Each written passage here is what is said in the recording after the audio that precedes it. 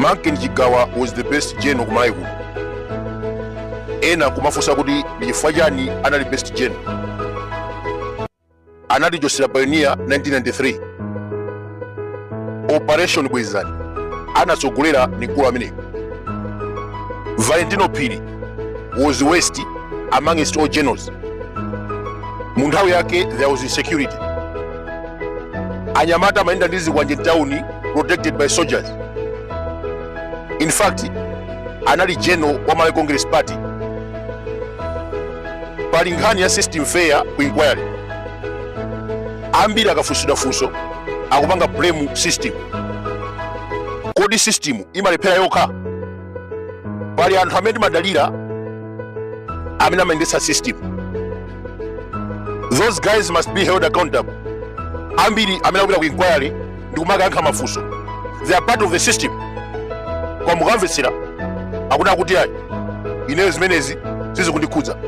Minister of Defense, Principal Secretary, Commander wa asilikali akaenda kuti ayi ineyo zimezi sizikundikhudza. You are part of the system.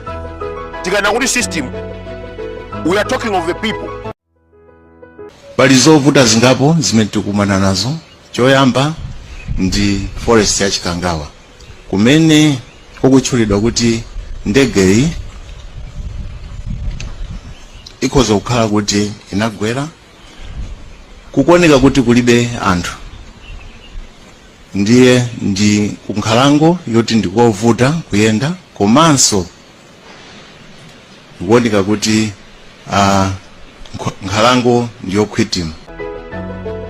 Ndeti madabwa anthu osauka sachedwa kumangidwa pa mlandu wa negligence. Majaji amene akuti mgwanya ameneyu akakhale ku prison zaka 5 chifukwa anabesa katundu while sleeping on duty. But now tikuona asilikali anapereka chindege chopanda mabreki kwa vice president. Kodi cholinga chawo amafuna chani? Mgwirizano umenewu ndi wa zaka 10 ndipo Dr. Chakwera ndine tisapotana kuti wina akhale president zaka 5 kenako winanso akhale president zaka 5. ABFU anapeza audio ili kuti audio lero simungangofika ndikutuza kuti black box kunalibe. Pamene ABFU anapeza audio, we need that audio. Chifukwa Chakwera 30 July tauzidwa kuti black box yapezeka, audio has been retrieved and other materials. Next month, the following month, that was 21 August 2024, Chakwera anapita ku Germany. Chimene tinaona amakwera njinga anakhala ko 3 days. Kwa apanga chani anali kumeneko mtolankhani wa DW Zimayi anawafunsa kuti president mwalandira report kuchokera ku PFU ndi chifukwa chani simukutulusa, why are you holding this report of the plane crash? Chakwera sanankhe zomveka amakuti ayi report imene talandira koma ikafika mu office yenera ituluka. Why Chakwera was holding the report? Report analandira ku Malawi ndesana ituluse vela nanyamuka ndikupita ku Germany komweko. After 3 days ndikubwerako. Thereafter ABFU anatusa report. That was on 3 August 2024. Amalawi, that was a sabotage. Chakwera analandira report ali ku Malawi kuno nde anakwera ndege ndikupita ku Germany. Amakapanga chani? German experts were in the country, in Malawi, recently to carry out investigations following his death. They concluded their investigations and submitted the report to your government, but it is yet to be released. What's the hold-up? There is no hold-up per se, and so once that report has come to the necessary offices, we will make sure that it is released. So how long do you think Malawians should wait for that? Just Oh, maybe a time frame? they don't need to wait longer.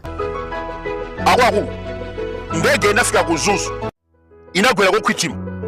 Pilot analibe mapepa. Zonsezi tinauzidwa pa 10 June 2024. After 2 years akuti zinalizabodza. Ndege sinakwera ku Kwitima, ku Zuzu sinafike. Pilot analibe mapepa okwani. Ndefunso nkumati amatina miziranji pa 10 June 2024. What was their motive? Koma mmene amafika ku Mzuzu woyendetsa ndegeyo sadathe kuti atere chifukwa chakuti simaoneka bwino kamba kanyengo mmene inalili ku Mzuzuko. Ndipo anawauza amene amayang'anira zotera ndi kuuluka kwa ndege kuti abwerere ku Lilongwe. Ndeti mafusa kuti ikanakhala nkhondo tikanapulumuka ndi majeno ake ameneko. Nkhondo yayambika nkhondo tikumenyana tikanapulumuka. If we are failing to save the life of a second in command, that is SKC. He was vice president of this country. We failed to save the life. Just imagine Osaka ndege anatumiza asikali 8. Aliyesa anaona searching operation ikuimisira. Lero mopanda manyazi akunama kuti asilikali analipo 200. Chikhalire icho aliyesa mdziko muno anaona asilikali 80 opanda madoji ndi majuzi. Misozi yathu muli pemphero lofuna kuti tidziwe zomwe zinapangitsa kuti kafukufuku oyang'ana ndege imeneyi atenge nthawi. Pomaliza tibwere pambuyo. That was 4 June 2024. Ndinabwera pano kwachenjeza Malawi za zigawenga zimene zinatera pa airport. A week later, Saulos Chilima anagwesedwa Chikangawa. Ndiye wina akaona post imeneyi akutaka kuti ayi mubwese umboni. Kodi umboni ungapose zimene munaona pa 10 June? I don't know Amalawi amafuna ukauza chinthu akhulupirire ndikuona. I warned you on 4 June kuti dziko muno mobwera zigawenga. Operation yathu inambika pa 5 June tinamaliza pa 7 June. Imene tinapanga ndi azungu aku Israeli amene anabwera anthu 3. I have a photo with them tili ku Chikangawa tanyamula madrone athu. You can change the narrative whatever you want. Koma zimene tinaona Amalawi chilizayiwa. Zona vice president wagwa ku Chikangawa mwachita zoti ndege yako. Ili ndikumana kuti ayi time is operation. Mafuna ja. Chopoleka kwambiri akubwera after 2 years. Time is operation. Atanama kuti ndege inafika ku Zuzu ndikuibweza. Atanama kuti yagwera ku Kwitima. Atanama nkhanya black box. Ndakubwera after 2 years. Atadwadwa chindege chija mapisi.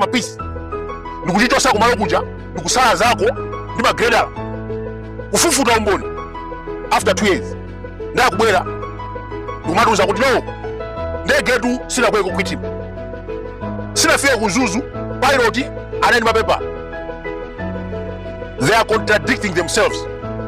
Ndio amene tikuna kuti negligence imene anthu ambiri amangidwa. But you made a statement that ndege inali ku Kwitima. So I just want to know where you got this information from. But maybe to answer this question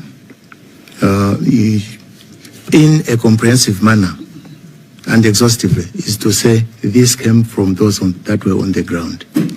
And this also came from the fact that those on the ground did not actually know where this aircraft had actually crashed or maybe landed at the time.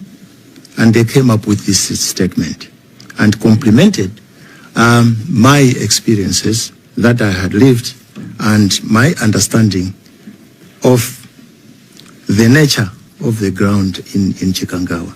So this came, yes, from those that were on the ground to say, you know, Chikangawa is thick. And I want to actually refresh your minds, those that have been on the ground. If you actually come from the Ruawa side and going towards Chikangawa, as you transition or transit through that area, you'll find that it's thick. I hope and I'm reliably informed that the committee was able to visit the area. My question would be, what were your experiences? I think by now vividly you have that understanding that that particular portion of the area is thick. And this is where my statement came from when I was talking about the area being thick and using the term, the Chichewa literal term or literal meaning. Kotani, I use ko kwitima. Ko kwitima meant ko wirira. Thank you very much.